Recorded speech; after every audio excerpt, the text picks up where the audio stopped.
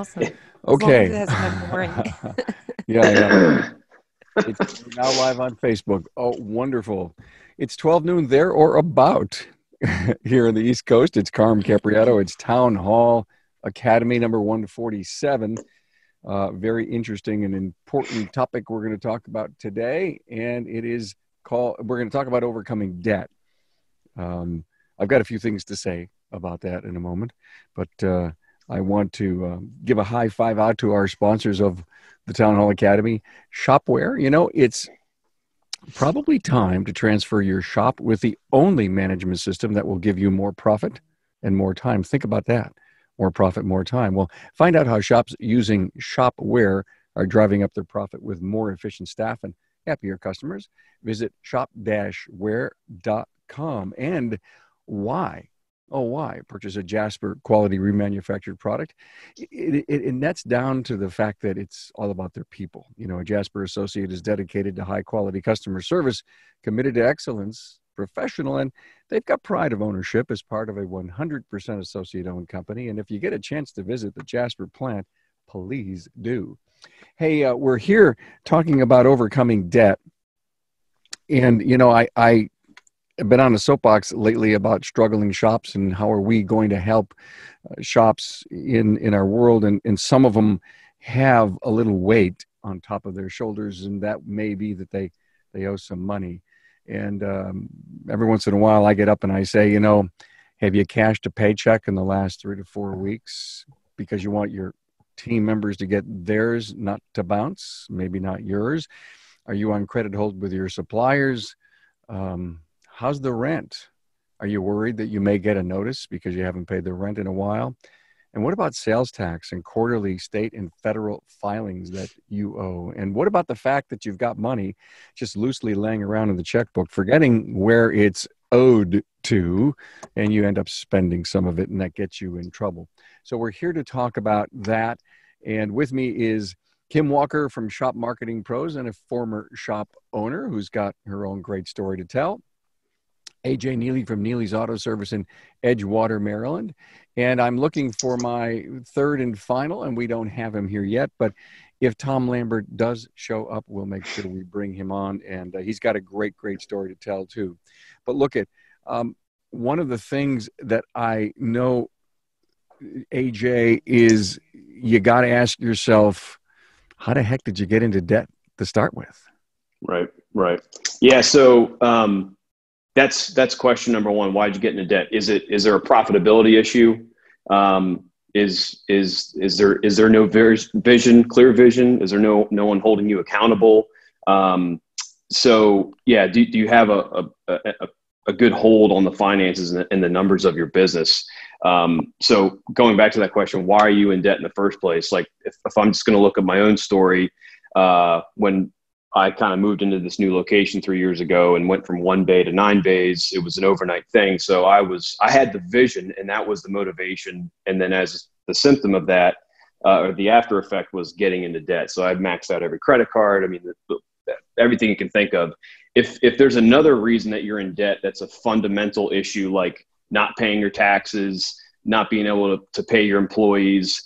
And it wasn't like a single event that led to that. As a result, then there's just a fundamental flaw in the business itself. So it's almost like two different ways of looking at it. So my own personal story wasn't, I knew the numbers and the fundamentals of running the business and making sure to manage that correctly. But I had an event, which was the purchase of this new location. And then as a result, needing to invest in equipment and things of that sort that caused the debt that I got into. So there's two different ways of looking at it. And we need to get into this a little deeper, AJ, and you bring up such important points, and that is, if you're going to borrow that kind of money, be it private or be it, through an institution, you've got to have the means to pay it back. And sometimes we get into trouble like that. And Kim, I guess if you admit you've got a problem, you could probably get help. But if you don't, you could be drowning in a sea. Yeah, you definitely can. I mean, isn't that the first rule to any sort of like AA or addiction stuff or problems, is it understanding what your problem is and admitting it? I think where we kind of went wrong is what AJ just hit the nail on the head with is there was a point in our business where we did not know our numbers. We didn't even know what we didn't know. And so I mean, I echo what he's saying there about knowing your numbers. Once we knew our numbers, we realized, oh man, we've got things to work on. And so that was definitely a big part of it for us. Absolutely. Good for you. And I know you, AJ, you're fixing yourself. You're making it right. Yeah, correct. Again, I knew why I got into debt. Again, it wasn't just something that snuck up on me like, oh my gosh, I can't pay my taxes. That has never occurred. First off, yes, you need to understand your numbers. Personally, I'm involved in with RLO's Bottom Line Impact Group. So I've got almost 20 other shop owners that are kind of like my board of directors. So if I start running into issues, they hold me accountable, and we reciprocate that as well with the other members. So I understand the numbers. And then as far as getting out, I have put together like a debt snowfall plan that is something that, Dave Ramsey's kind of talked about, with Financial Peace University. I know, Ken, that was something you want to talk about. So yeah, there's a plan in place to get that wiped out in 3 years. Good. And I do want to talk about will sales help? Will cash management help? Will expense control help? I want to talk about all that. We've got some wonderful, great guests here and a really good topic. Tom, just double checking that you're here with us. Can we hear you? I'm here, buddy. Can you hear me? Beautiful, okay? Man. Good to see you. Yeah, sorry I'm late. I can't even tell you I got a good excuse, buddy. No, that's okay. Fine. Trust me, it happens to me all the time. So what AJ was saying about knowing your numbers, I really want to dig a little bit into P&L, and I want to talk about balance sheet. And I want to talk about that up front. As painful as it may be for people to have to say, oh, I don't want to hear about that. Give me some tactics. I think it's so critical to know your numbers. And as AJ said, he's got a board of directors that helps him with numbers. But can we mention the fact that there's a lot of great information on the balance sheet? Yes. Well, that's the thing too. Here's the thing. So just not to interrupt anybody, but the one book that I finished reading recently was great, called Profit First by Mike Michalowicz. Yeah. That when it comes to, I'm not an accountant by trade, right? So for me daily, I use an app called Mint that I log into. It's got all of my accounts linked on there, and I just look at that daily. And at the end of the day, I just want to see the bottom line, right? My P&L statement might say I netted a crap ton of money, but I look at my bank account and it's not reflected. So where did it go? Why is that the case? And with that book, with Profit First, for example, by breaking up your account into, like, say, 5 different buckets, profit first. So you're gonna apportion a certain percentage of that income, that day's income, into that account. So pretty much at the end of the day, I can again log right into those accounts. I know exactly how much money is in there into my profit account, and then I can delegate the rest of the funds to pay expenses, pay taxes, owner's comps, things like that. Thanks for that, AJ. I did interview Mike Michalowicz. We've done an interview with him. I've read his book. I couldn't put it down. I thought it was one of the most important reads for people in our industry. And then we had a Profit First Town Hall Academy on this. So anyone who's listening that wants to, hey, what's AJ talking about?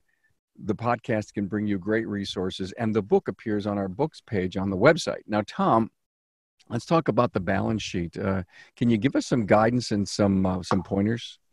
Yeah, so just like AJ was saying, you can look at your profit and loss statement, and it'll tell you it should tell you you're doing really good. I know mine shows that I've got a lot more money I made this year than what's in my bank account. So the balance sheet basically tells you where those profits went. So if you make, say, $100,000 and you've only got $50,000 more in your bank, where's the other $50,000, right? So you go and look, and you start looking in areas like inventory. It's basically usually in inventory, or it's in accounts receivable, So you've got to really know, okay, do these match? Did I really make that $100,000? And if I did, where is it? You should be doing that monthly. Monthly I go through, I got my management numbers that I look at daily, weekly, and monthly, and then you really use your profit and loss once a month to make sure your management numbers are accurate. And then the next step is to go to that balance sheet and make sure that your profit and loss statement is accurate and you're not making false profits. Thank you so much for that. A scenario that goes on a lot for successful shop owners is they'll sit down with their accountant at the end of the year and says, "Hey, good news, man, you made $100,000 and you owe a little extra taxes here. And you have a tax bill of $18,000, pick a number." He goes, "I don't have the cash for that." And trust me, this happens all the time in all businesses. Doesn't matter if it's the service professional business or plumbers or carpenters or electricians. And it's because we have poor cash management, AJ, which is why Profit First is such a great concept. But to the point that you brought up, which was so important, if you don't know where the cash is, it's going to be in an asset account. It's going to be, you're going to look to see what accounts receivable you have. But there's also another account on the balance sheet called cash on hand. And that probably is what you basically really have in the bank. And you're wondering, where did all that money go? You invested it.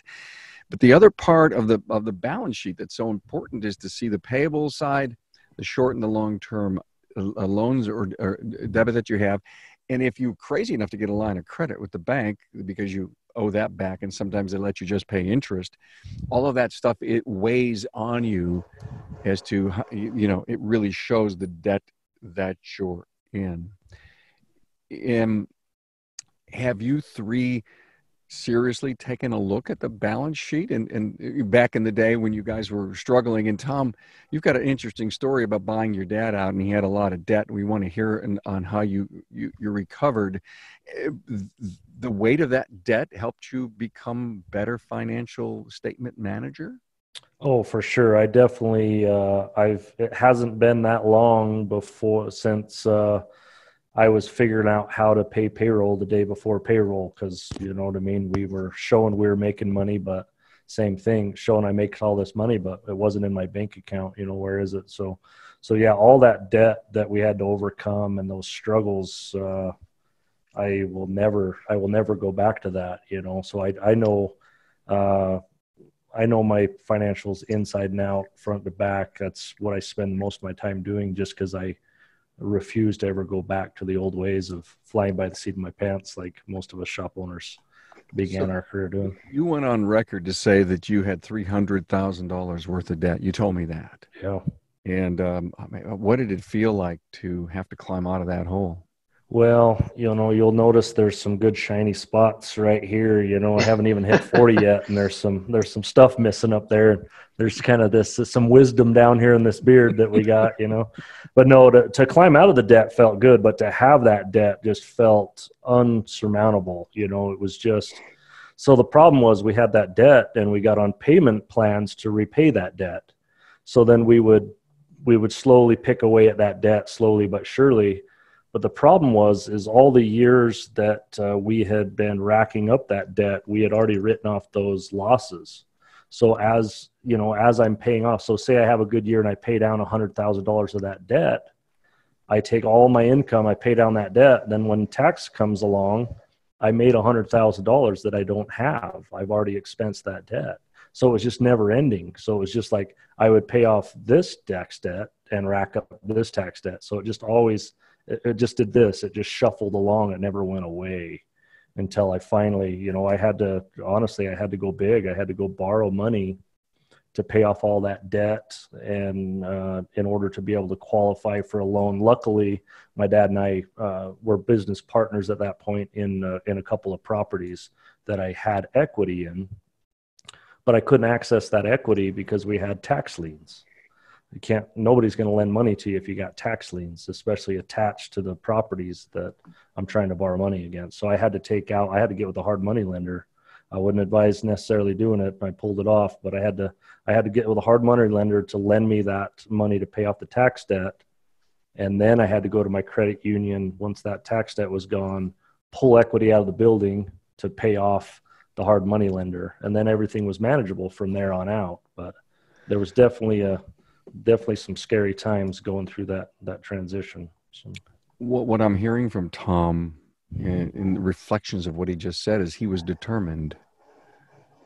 He was determined to be in this business, determined to pay it back, determined to move forward, instead of just, walking away from it and having, a bankruptcy filing. Yeah.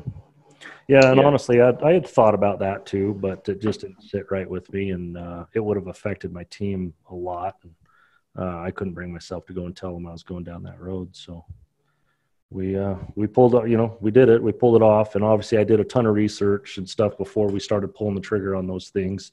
And luckily I just had some good people around me, some vendors and stuff that were very flexible with me at those times that helped me get through it. And I had a very understanding team that had to hold paychecks a couple days, several months in a row for me and stuff, why I pulled that stuff off. So it was definitely humbling for me and has made me a better person, better business owner. For sure, but it was a stressful time. But you shared with your people. Oh yeah. They knew what you were going through. They knew. They know whether you talk about it or not. Everybody on your team knows what's going on. They can see it on your face. So honestly, I make it a point. My whole team knows everything financial about this place on purpose now, because they stuck with me through those times. So now it's very important. Every month almost every week, but for sure every month during meetings, I share everything. I share all the way. If anybody wants to know, they can go sit at my desk and see how much money I got in the bank. I ensure them how financially stable this business is, because that's in the hierarchy of needs, just knowing that you've got an income and a safe place to work that's going to stick around for years. That's like number one on that's the base of the pyramid, right? Yeah. So I make sure I share all that stuff. I didn't necessarily share every little detail with them when we were, up, what creek, but I share every detail with them that they need to know now, so that they know that I'll never go back down that path. Tom, thanks. Kim, there's always a way out, right? There is. And I'm sorry, y'all, about my voice. We had a football okay. game last night, and so it's a little scratchy. So our story really has a lot of parallels to Tom's, but really so we had gotten into that point where we really felt like we were doing really, really well. We had joined up with some, we were in AMI, we had done management success, we were getting involved in the industry and using coaches and that sort of thing. And then we had a road construction project that it came in. And let me back up a little bit. We had gotten to the point where same thing, Tom, our staff knew, everybody on our team knew what was going on, and we told them everything. And we're talking about closing the doors, and they all rallied behind us and said, absolutely not. We're not doing that. And so we dug in deeper, pulled us out of the pit that we were in. We were doing much, much better. We had that scenario, Carm, where you were saying that, the CPA says, hey, you need to spend some money here at the end of the year. And so we did that, and things were looking really good when the road construction project came in and really wiped us out. We lost about $15,000 a week in revenue from October through May. And so I want to say in December we pulled up. So in October we pulled up, and there's cones and barrels everywhere, and we're like, what is going on? We had no idea. They were adding a turn lane. So it was a major construction, and we specialized in Mercedes, BMW, and people didn't want to bring their car through that. So we handled it until we couldn't take it anymore, which was in May. And that's when, and by the way, just talking about hard lenders, we went through, I forget the name of what exactly it is, but because this was 12 years ago or so, but it's where they take a portion of your credit card sales, and that's how you pay it off. Y'all know what I'm talking about? I can't remember exactly what it's called. So that's what we did. And that was the only possible way for us to find funding and get through the hump and get on to the next phase of what we were trying to do. And so interest rates were ridiculously high, and it's almost like a payday loan sort of thing that you hear about, right? But it's for business. And so it was awful. And I'm saying all this to say, Tom did not take that bankruptcy route, and we are very strong in our Christian faith. So when push came to shove, we were like, there's no way out. That was the only way out for us. So our story is to say that there's always a way out. You just may need to back up a little bit, kind of look at the whole picture. You may need to get some advice from some different people, but there's always a way out. And for us, it was bankruptcy. And even though I wrote that check every month for 6 years, you would think I would remember chapter, whatever number it was, but I think I've just pushed that aside. But we chose the one where you pay back. And so we had to close our business. Wow, I haven't talked about this like this in a long time. So try not to get a little emotional, but we closed our business. We had 10 people on our staff, had to let all those people go. And there's more to these talking points. I'm sure we'll get to the other ones later, but about downsizing is something you may need to do and making the difficult decisions and that sort of thing. But there is always a way out, even though you feel like that weight that you're talking about, Carmen, how heavy it is, because there's more to your business than just you. We realized that we were putting food on families' tables. And so when you have to let people go, it's an awful, awful, awful feeling. And what happens, you said it so nicely, but here comes the road construction and you want to save everybody's job. I mean, I heard it in your voice. Ultimately, they all had to go because you really got in some deep trouble, but you want to save everybody's job. And if you've never had to do something like this, you don't really have any experience to know what to do and where the downsizing needs to come into, and how, if we're going to lose $15,000 a week, how do we live under that revenue number and, and the profit number? How do you learn to live? Probably by the second week, you had to start laying off, but you still said, we can do this. We can do this. It's the train up the hill, and the proof in the pudding here. And you could tell this to a million people that have a road construction project, and trust me, I know what that's about. I know the hurt that can come from it. And you just look the other way for too long, and you get in some really deep doo-doo. Yeah, that's one way to put it. We did. That's exactly. In business, you have to be a business person, and that includes having a heart, but that also includes having a head. Yeah. And so what we should have done was downsized. We should have laid people off, but we didn't. We paid our technicians and service advisors, and even, just everybody in the whole organization. We didn't let anybody go, not one person.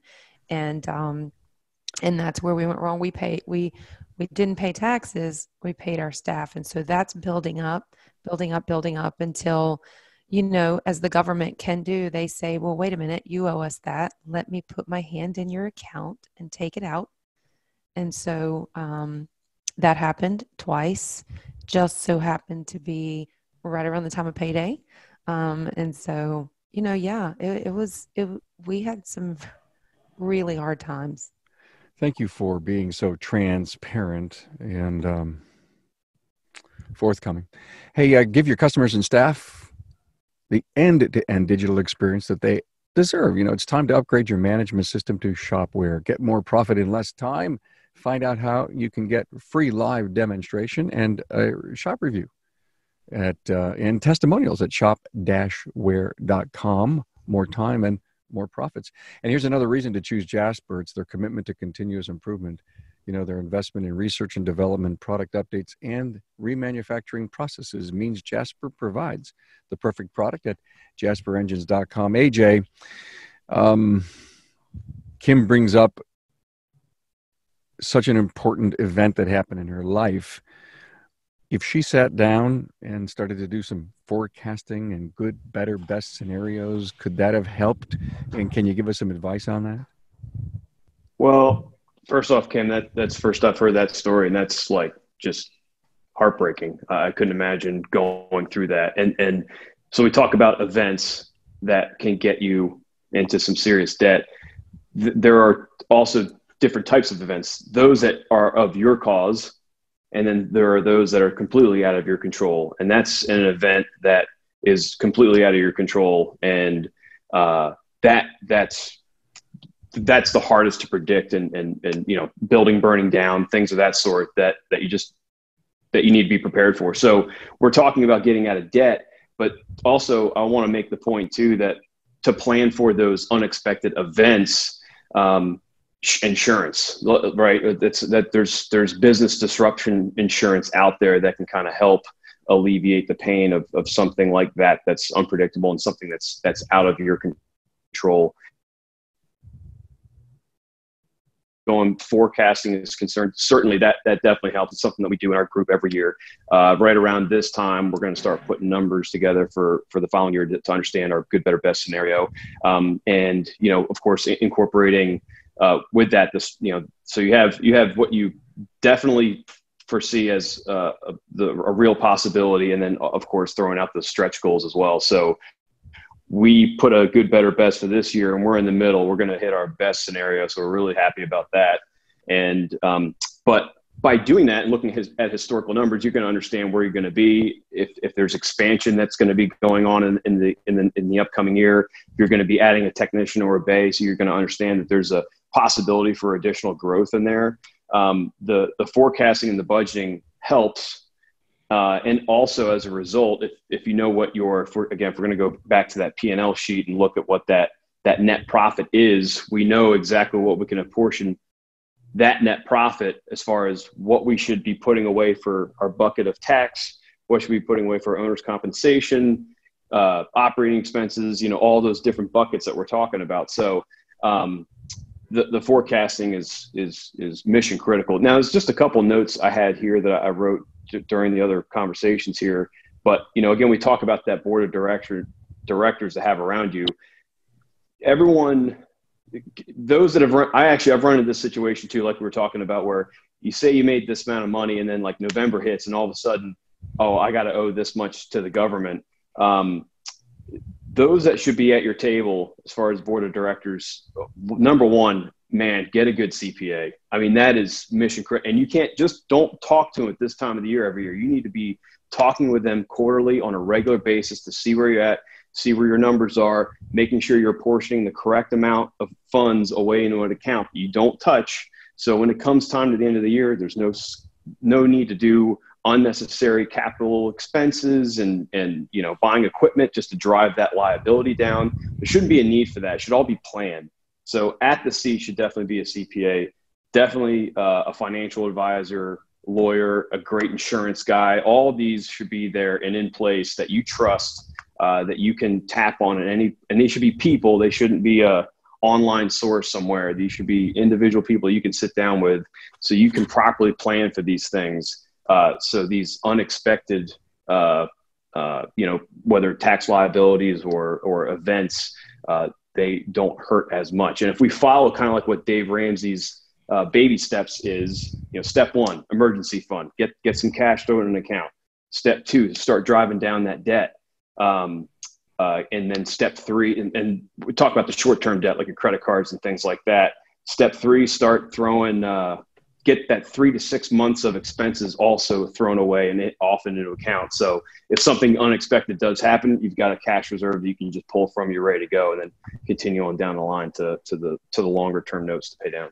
Thanks, AJ. Three months of reserves. Some people say 4 or 5. It depends on, the size of your business and how much you have to have there. But let's jump in, gang. Let's offer our listener, as this podcast will be, on the World Wide Web, evergreen for a long time for people to listen. Let's talk about expense reductions. Let's talk about, disciplines on credit cards. Work with me here. Let's share. It just scrutinize every line item in the expense department. Scrutinize every line item. And, when it comes to those things that you renew yearly, like insurance, for example, you may love the guy, but you got to keep him on his toes. So it's always good to get some additional quotes out there to keep things in line. And that can be said for a lot of different things. credit card processors, that might be a very small percentage, but gosh, just if you amortize that over a lot of time, it could almost pay for an employee. So, scrutinizing every line item, but also too, there's also a chance that maybe you're just undervalued for the market. So you may even want to look at not necessarily the expenses, which should be step one, but are you profitable and are you charging correctly? Are your margins in place? Your gross profit on your part, your labor, all those types of things. That's fundamental. That should also be part of that first round and trying to just making sure you are more profitable. Yeah, for me, very, very similar to AJ. I believe that number one step when you're running your projections for the next year, you should be looking at what you expect your expenses to be. That way you should be figuring out what you need your sales and your gross profit to be to cover up those expenses, right? And then for me, not to keep giving Dave Ramsey so many plugs on the show, but it's made a huge difference in my personal life. I'm completely out of debt, everything but my home as of just this month. So it's a good feeling right now compared to where I was a few years ago. But for me, especially with as much money as I touch, I'll touch $3 million every single year. So when I got that, that little piece of plastic in my hand that I can just keep swiping that thing for whatever I want. I can take 4 people to lunch with me every day. I can just swipe that little plastic thing. It doesn't affect me at all. I can leave $40 tips. Doesn't affect me at all. That's kind of where I got to the point of is I just didn't really value how often and how much I was swiping my card. I didn't control my expenses. I just keep swiping at the end of the month. Then I'd go through and categorize it and away we went. So for me, I really have to watch myself to stay out of those habits because those are habits that I just grew up around and are instilled in me with so the I own Lambert my family business. who's not afraid to spend some money. I own my business. I do $3 million. There's nothing I can't do. So buy it.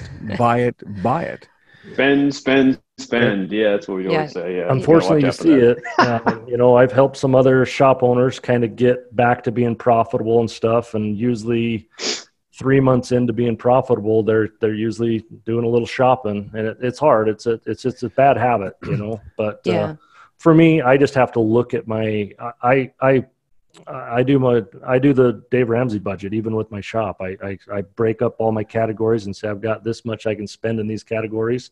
And I fill out my spreadsheet every couple of days so that I know what I've done. And I admit up front, if I'm going to spend that much money on whatever, you know what I mean? If I'm going to eat $2,000 every month, at least I'm going to admit it up front and know that I've got to, where I'm at in that running. So that helps me a lot, just tracking it. That's one thing that, people come to your shop because they don't know how to fix their own car, right? Or they don't have time or whatever it is. We have to do the same thing in our businesses. If there's something that we are not good at, we have to get professional help at that. And we just did it again this year in our business that our marketing agency that we have now. We worked with the Small Business Development Center, which everybody has. They're all across the country. And we did really what you were talking about, AJ, which is scrubbing our financials.